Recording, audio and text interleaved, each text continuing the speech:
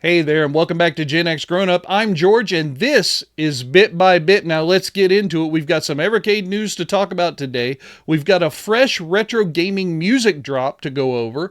We've also got some classic games heading over to the Xbox platform, and we're going to cover the anniversary of one of my favorite horror gaming series of all time.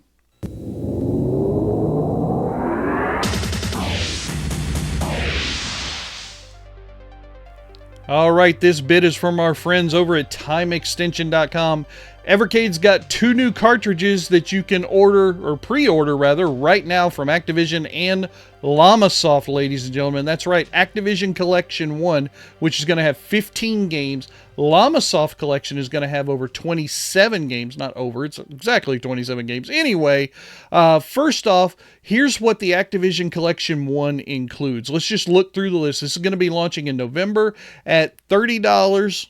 We're going to talk about that in just a second in the next one. But anyway, Pitfall, River Raid, Enduro, Mega Mania, Beam Rider, Space Shuttle A Journey, Demon Attack, cool, Fishing Derby, Private Eye, Sky Jinx, Crackpox, Grand Prix, Star Master, Tennis, and Freeway. Then we've got this cool little YouTube video you can check out from there. But that's not all, because they also give us the information on the Llamasoft collection. Boy, Llamasoft has just been kicking butt lately. It's really awesome to see them coming back. Again, $20. Also launching in November.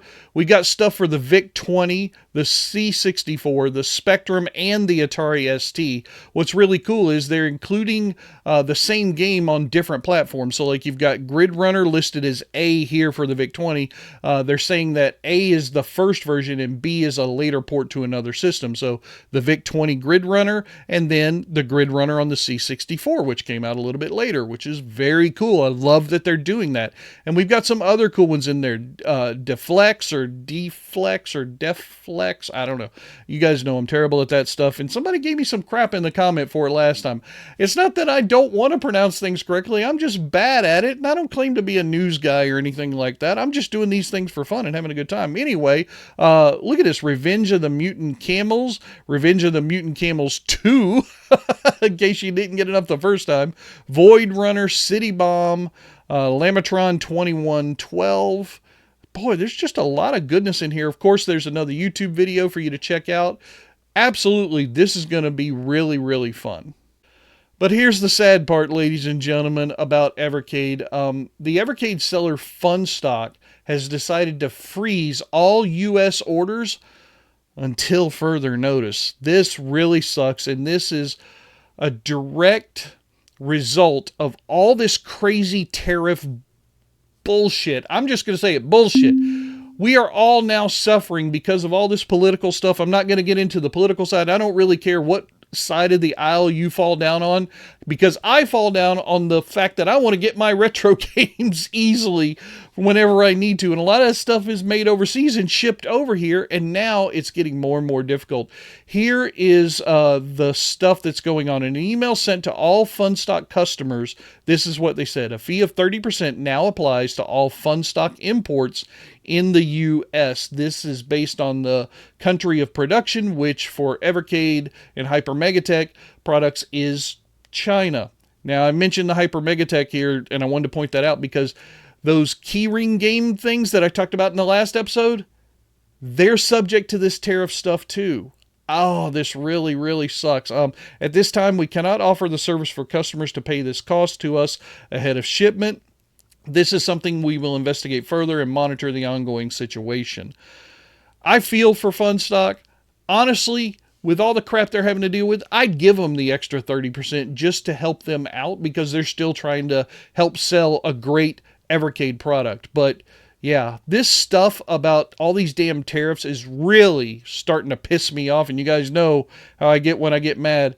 It also sells Super Pocket, just like I just said, which is going to affect that Super Micro range, those little keychains that I'm really desperate. Now, if I've worked the phones correctly, and I like to think I have, GenXGrownUp is going to get those keychain little gaming systems, as well as these 2 cartridges to do some reviews for you here.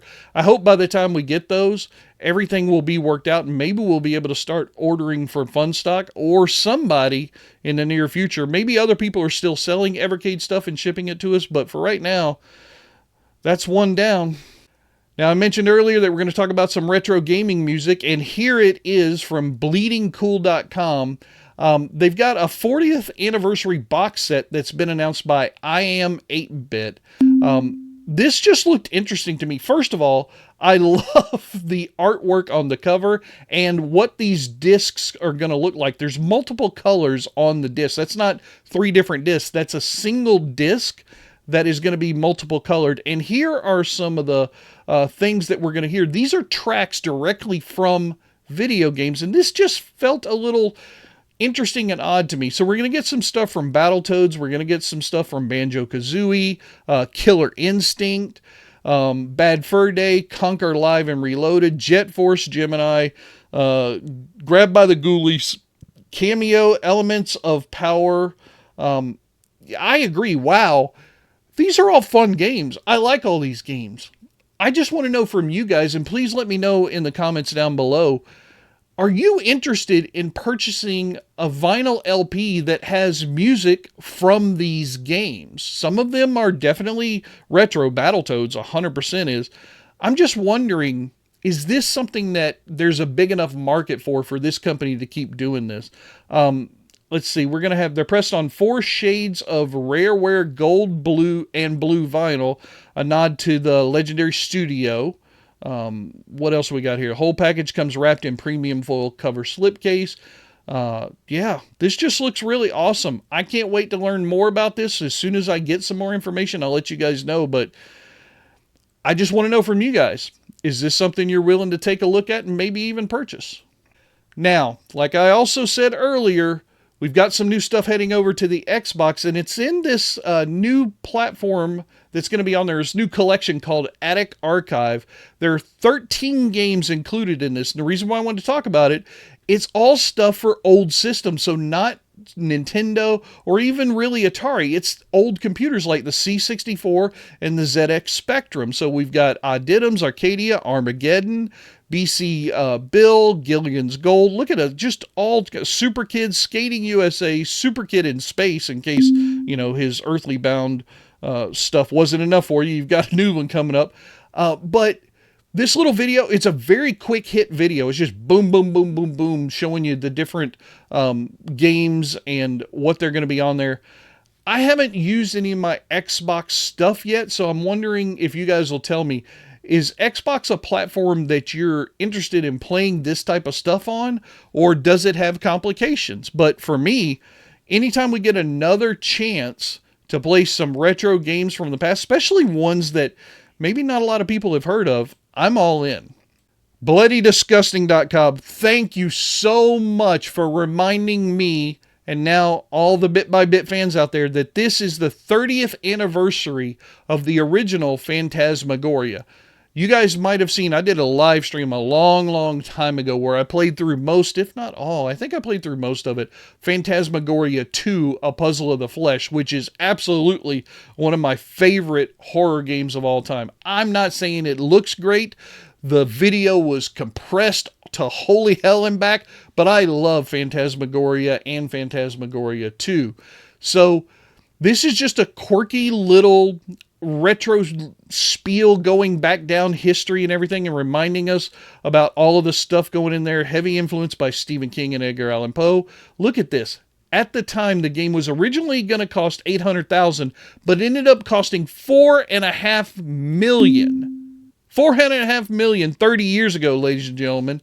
$1.5 million just for them building the studio to film all of the scenes in the game. They built their own studio. Why not just rent? I mean, anyway, just crazy. But the game did great. It came out on 7 discs, and it made $12 million on its opening weekend, which was crazy for back then. That's just awesome. That's why we did get Phantasmagoria 2, A Puzzle of the Flesh not too long after.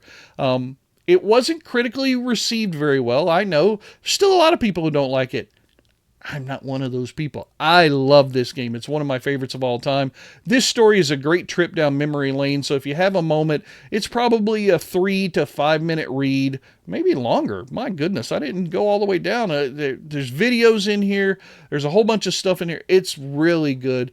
I'll have the links to this article and all the others down in the description below for you to check out. Whoo, boy, thank you guys so much for sticking with me throughout this entire video and the previous videos with this new format. I'm getting a lot of positive feedback. Thank you guys so much. And don't hesitate to let me know where I can make things a little bit better in the future. But that's it for now, and I will see you guys next time. Bye-bye. That's going to do it for the news making headlines in the gaming world right now. I am George, and if you want to see more, hit that subscribe button, and I'll keep on bringing you the news bit by bit.